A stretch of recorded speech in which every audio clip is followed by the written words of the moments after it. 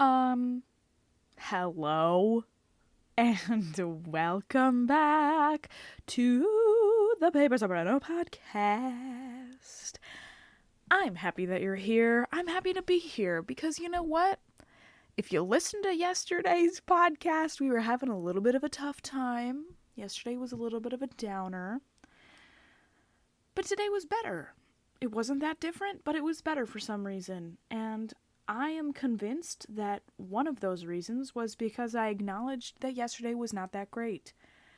And yeah, sometimes all you need is just to acknowledge the fact that you might not have done everything that you should have done to make yourself feel better sometimes. Sometimes you sabotage yourself, and that's kind of what I did yesterday. I didn't go outside, I didn't do anything that I felt like I needed to do. And I did do those things today. I actually didn't go outside, but I did things that I knew I needed to feel better today. And yeah, you guys, taught 2 lessons even though it's Sunday. Also, I guess the Super Bowl's happening. I don't know. Listen, love you mean it, sports ball, but sorry, just not that interested. Also, I don't know if I've ever told you guys this, but I do not have a TV. I do not own a TV. I have never owned a TV in all of my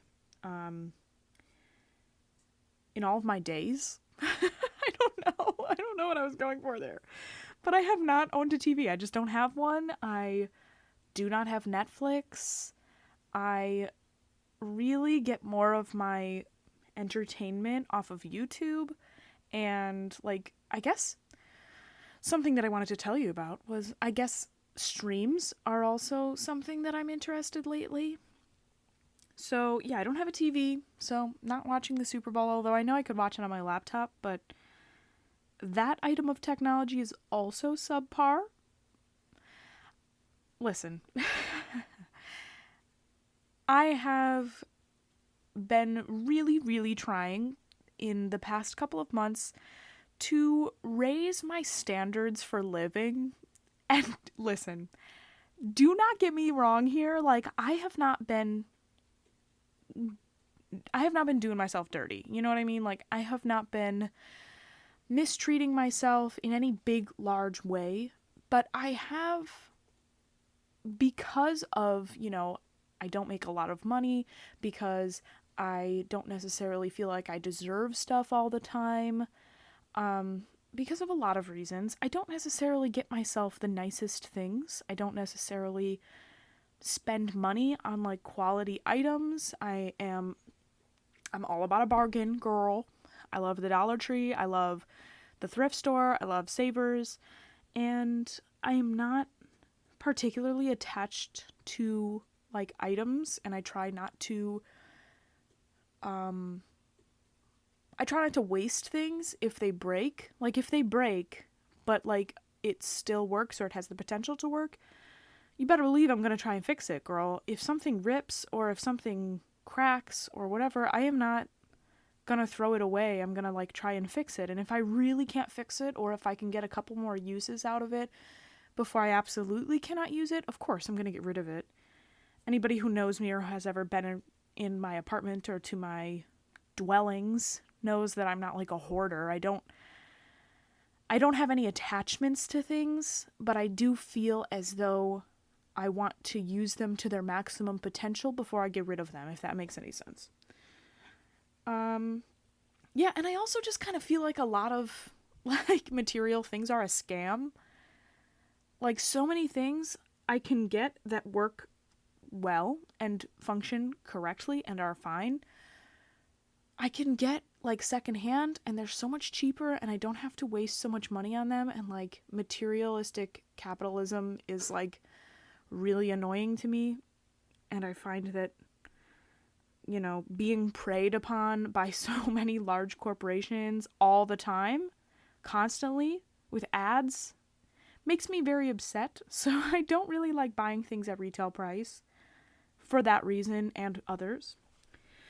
But regardless of all of those beliefs, regardless of the fact that I get upset buying, quote, nice things, I have been trying to allow myself to, like, reasonably buy things that I need and reasonably accept nice things that come into my life. And I don't really even think I have, like, an idea of what this could be right now, but, like, you know what I mean. Like, I'm trying to get over that whole thing. In a way. I definitely will never lose the whole, like, bargain shopper part of my personality. It's just never gonna happen, but you know, I do think that I deserve some nice things and some new things. That's really the biggest thing, is not even necessarily nice things, but, like, things that are new, that have never been used, and I deserve that. I also deserve, sometimes, brand new experiences, things that I've never done before. And I've been doing quite a bit of this, I must admit. Things have been coming into my life, and I have been experiencing things that I have not really done before at all, ever. Some of you might know I went to, like, a hair salon for the first time in a really, really long time, and I actually kind of got screwed over. There's an episode about that somewhere around here where I'm, like, crying in tears. You can go listen to that episode if you're interested. But I also, like, went to a tanning bed for the first time ever in my life, you know, like, just to see what it was like. And honestly, in, like, the dead of winter around here, wasn't so bad. Definitely didn't not enjoy it. And, you know, but, like, these are just things that I've never done or do very, very seldom. And, you know, I think, if anything, I'm just, like, exploring new things and trying to also resurrect old things that I used to do. Like, I've been really trying to get back into karate, although I need a community for that. Like, I'm not at the state of my martial arts practice where I can practice alone. I don't know what it is. It's probably because I've never had to practice alone. I've never had to, you know, practice martial arts and not have any feedback on it, or not have any input, or not have anybody to spar with or grapple with, or, you know, not watch anybody else do these katas or do these things or practice. And I know that's not the point, but I feel like I need that community right now where I am in my life. Like, I just need that community. And I've accepted that. So I've kind of, you know, accepted the fact that I'm not necessarily going to be where I want to be with martial arts until the pandemic is over and we can train together.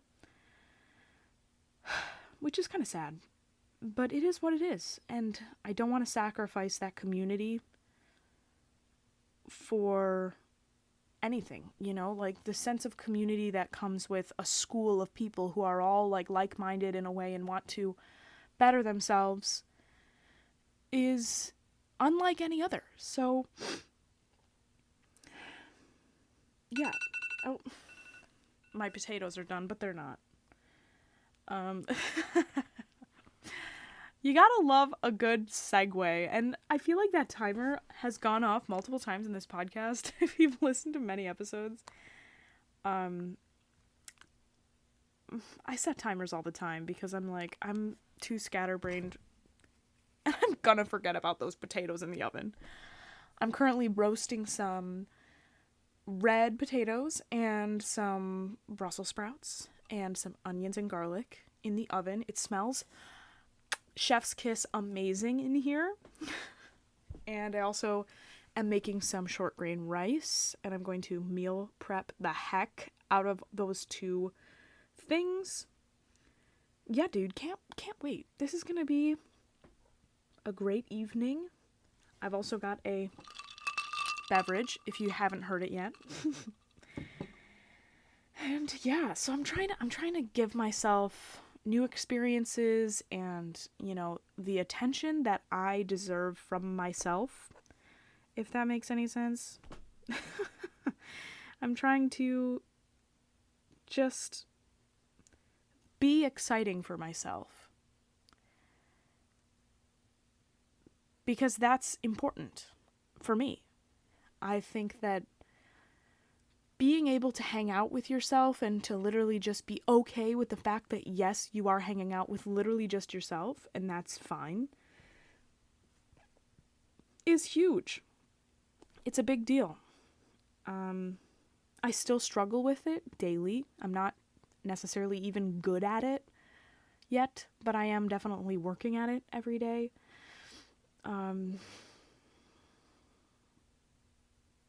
I don't know. It's something that I,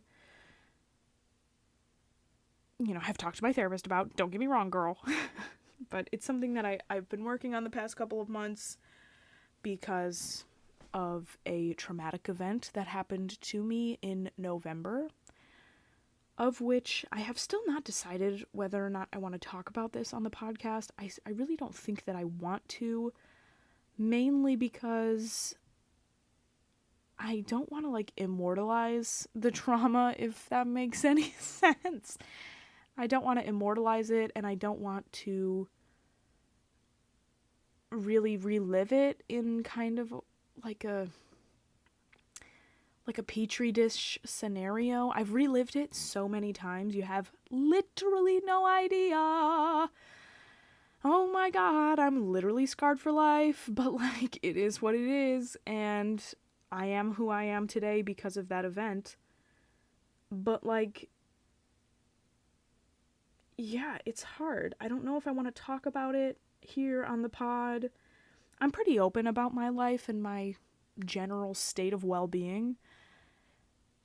But when it involves other people's lives, I just don't really think it's fair to start talking about that. I don't know. Maybe I'll feel differently in a couple of months, but that's kind of how I feel now. And yeah, I'm just over here living my life, just doing my thing, and that's kind of it. That's really all I needed to say today to you, to give you a little update on what's going on. There was a lot of snow today. Lots of snow, girl. And that was pretty cute, pretty fun. I'm very nervous to go outside and see my car because I know she's buried, because I've heard the snowplow go by a bunch of times. And while that is good, that's fine. I know my car's buried. So we're going to have to get the shovel out. We're going to have to get out there early tomorrow morning. And yeah. So that's just kind of how things are going today. I did a little rearranging of the apartment. Love that. Love a good switcheroo. I actually got some new lights that I'm going to be bringing in here because it just gets dark so damn quick. And I have overhead lights, but they're just not it. I just do not like those lights. There's something about overhead lights that I don't like.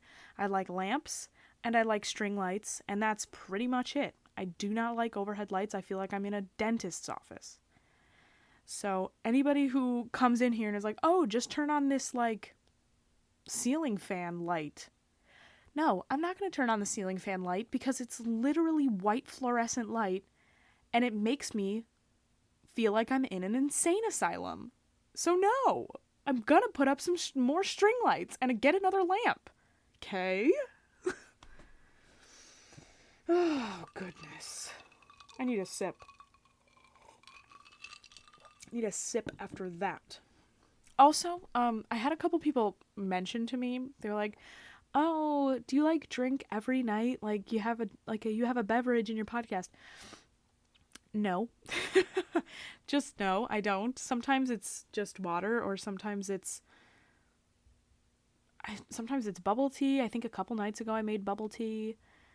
I do like a good beverage. I like a glass of wine. I like a margarita. I like a gin and tea, a G&T, a gin and tonic. But yeah, no, I don't drink every night. Although, I don't know. People who drink every night, that's your prerogative. I'm not trying to judge you here.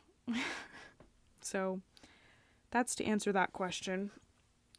If you guys ever have any questions for me, leave them down in the comments. I will answer them. If you ever have any, like, questions about music or what it's like to be in, like, a doctoral program during a pandemic, like, I know all about that, girl. Or, like, teaching online. I teach online now. I have, like, 14 students. Oh, God. I just got high blood pressure from saying that. But it's really nice. So if you ever have any questions about things, leave them down in the comments and I'll answer them. Speaking of questions, I have a lot of questions, and they are, who the heck is our minute sketch gonna be today? I feel like we're doing like an advent calendar. Hold on, my books are in a stack. Whoa, alright. Uh-oh. Those are totally gonna fall. But we're gonna leave them. Like I said, I rearranged my apartment today and I moved a bunch of books that I had. And I just kind of stacked them all up. And that's not gonna stay there like that. Okay, so yesterday we had Mendelssohn. Nice little story. Oh, nice. Okie dokie. Today we have Klara and Robert Schumann. Their subtitle is The Brownings of Music. Oh my god. Okay, so I got this book from, I think, a friend of a friend whose, like, grandparents had passed away, and this was in, like, their library. I love things that have been previously owned, and I cannot stress this enough.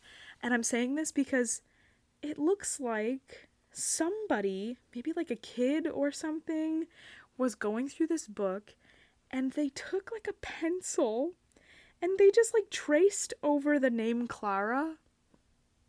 Just traced over it. Like, they didn't write anything mean or anything bad or raunchy, or they just took their little pencil and traced right over the name Klara, and it's a little bit askew. I wish I could show you what it looks like, but I just love that. I don't know. It makes me think about who has looked through this book before me.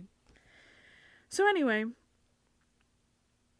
all right, Klara and Robert Schumann, The Brownings of Music. The fourfold struggle that was Robert Schumann's life began with his birth in Saxony, June 10th, 1810.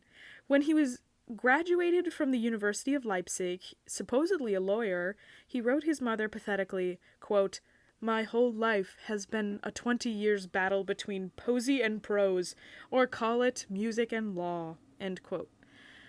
With music triumphant, his first phase of the conflict of inclination and filial duty came to an end, and almost immediately when he entered upon the second. Papa Weik, his piano teacher, had a daughter, Klara, whose piano performances at 9 were, my god.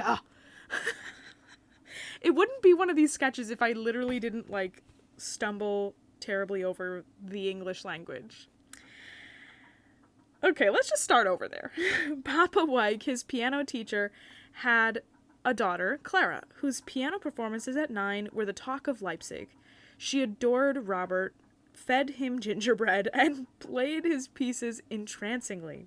Her image persisted in Robert's otherwise fickle fancy, and when he saw her again at 18, he proceeded to woo her in passionate piano pieces. Oh. Despite Weik's opposition to their meeting, on pain of death. Quote, that's a quote there, on pain of death. Finally, after difficulties culminating in a lawsuit, he won his mate and his second battle. Oh my god, what? Wait, so they had to, like, go through a lawsuit to be together? Weird. His joy in their congenial companionship and magnificent piano playing resulted in a great burst of composition, over 100 surpassing songs with accompaniments as individual as the voice parts, 3 great symphonies, many string quartets, and the famous piano quintet were born in the 5 happy years following his marriage. The Chrysleriana Carnival and the David's Blunderlerzkanz. Jeez, these are long German words. And the Kinderszenen, Papillon, and many other piano pieces rippled from his soul and from Klara's magic fingers in characteristic Schumann terms of brilliant and extravagant effects, humor, and lovely melody combined with deep poetic feeling. With pen in hand, he conducted the third phase of conflict for truth and sincerity in music against the philatelism of cheap facility. All of the Romantic composers, including Chopin, Mendelssohn, and Brahms, owe an unlying debt of gratitude to the encouraging support of his critical articles in Die Neue Zeitschrift für Musik. But the fourth and bitterest battle was a losing one. Despite Klara's unremitting care, even in his university days, he had suffered from fits of black depression. As his labors of writing, teaching, conducting, and composing became more taxing, the attacks became more frequent, complicated by delusions and noises in the head. Finally, he sought some escape from mortal anguish of mind by throwing himself from a high bridge into the Rhine. Okay, I feel like I knew that, but it's now just all hitting me. Rescued by a passing fishing boat, he took refuge in an asylum where he died July 29th, 1856, in his Klara's arms.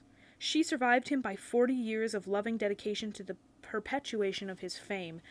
Hot damn! You know, I totally did know that. But if you didn't, and you've ever played any of Schumann's music, you should really know this. This is something that I feel like we should put more emphasis on in music history. I say this every day about these sketches, but I think people would just be more interested if we saw them as human beings and not these, martyrs who are just emblazoned in gold in history. They were people and they had problems and they were damaged and they were problematic and they had, unresolved issues. And we should look for that in their music, and we should understand, when did he attempt suicide, basically? And, how did this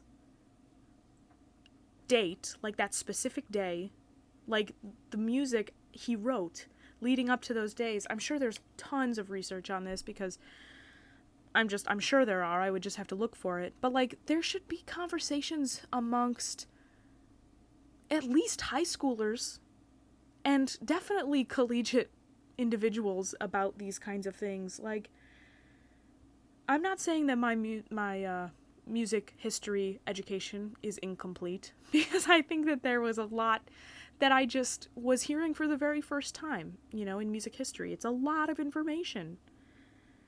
But, I definitely have heard this piece of information, this specific thing about Schumann jumping off a bridge. I heard that in my master's degree, in my fourth semester of my master's degree. I did not hear that in undergrad. And if I did, then it went right over my head because I did not remember that. We should be talking about these things. These people were human beings and they were poor and they were troubled. And that's more relatable than just being oh yeah, another dead white guy who wrote a bunch of great stuff that we all just kind of accept. I don't know. Let me know if you think differently or if you agree.